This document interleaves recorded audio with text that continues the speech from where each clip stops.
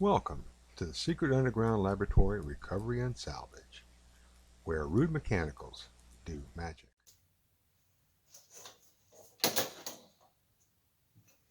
Hello, this is Bronze Age, Director of the Secret Underground Laboratory Recovery and Salvage. And today we're going to be talking about a lamp that was once very popular, but sadly is now nearing extinction. This is the clamp-on magnifying lamp. This lamp is made by Dayton, or at least it's sold by Dayton. Anybody who has done business with the industrial supplier W.W. Granger is familiar with the Dayton brand name. I don't know if Dayton actually manufactures the stuff or they just collect it, label it, and sell it through Granger and other industrial suppliers.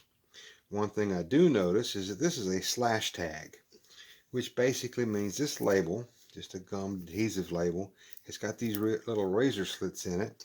So if you try to peel this off and put it on something else, it's going to come into about 8 pieces there and be useless.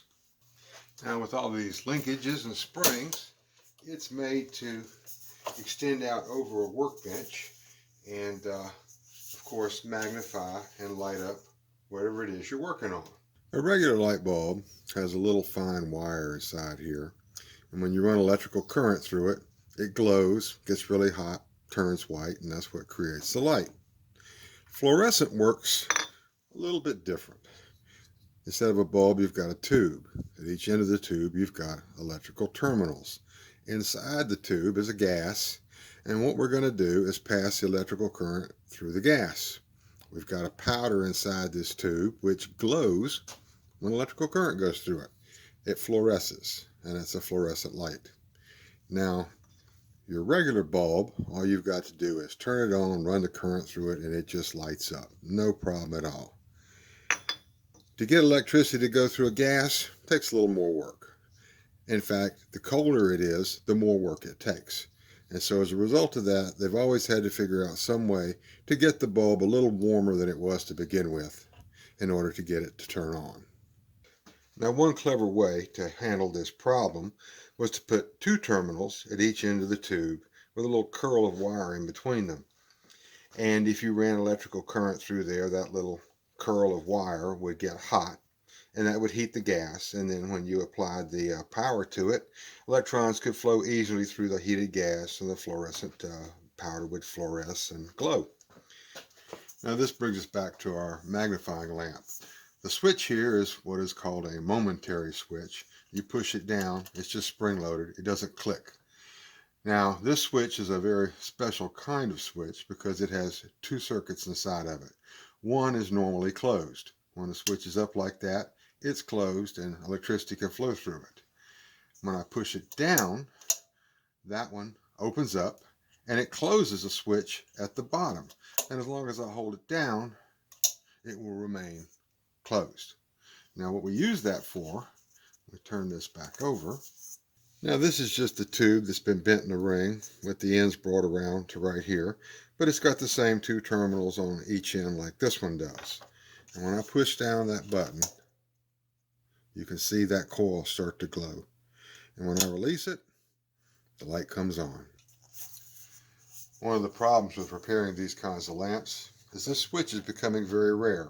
It's no longer manufactured, and the last time I was able to actually buy one new was several years ago.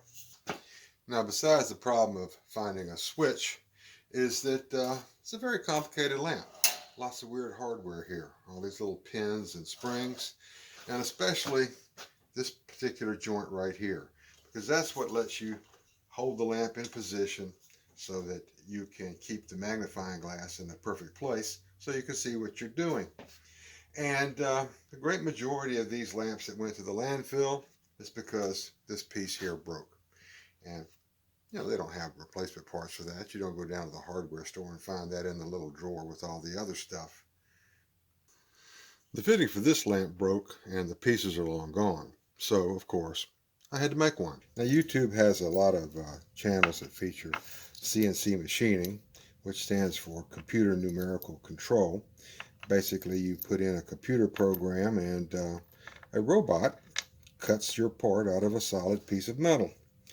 In the Secret Underground Laboratory, we don't have CNC, we have CAB, which stands for Can't Afford Better. When I need to make a part, I have to go look through all the scrap and the junk and find what I can put together. Here we have a neck off of a lamp, a coupler, which will be our knob, a piece of pipe, another piece of threaded pipe, and then a hickey. And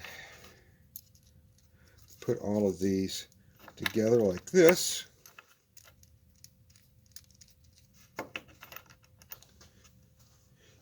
And then weld it together. The hardest part is getting the wires run through it and then getting it adjusted so that it doesn't flop around when it's in use.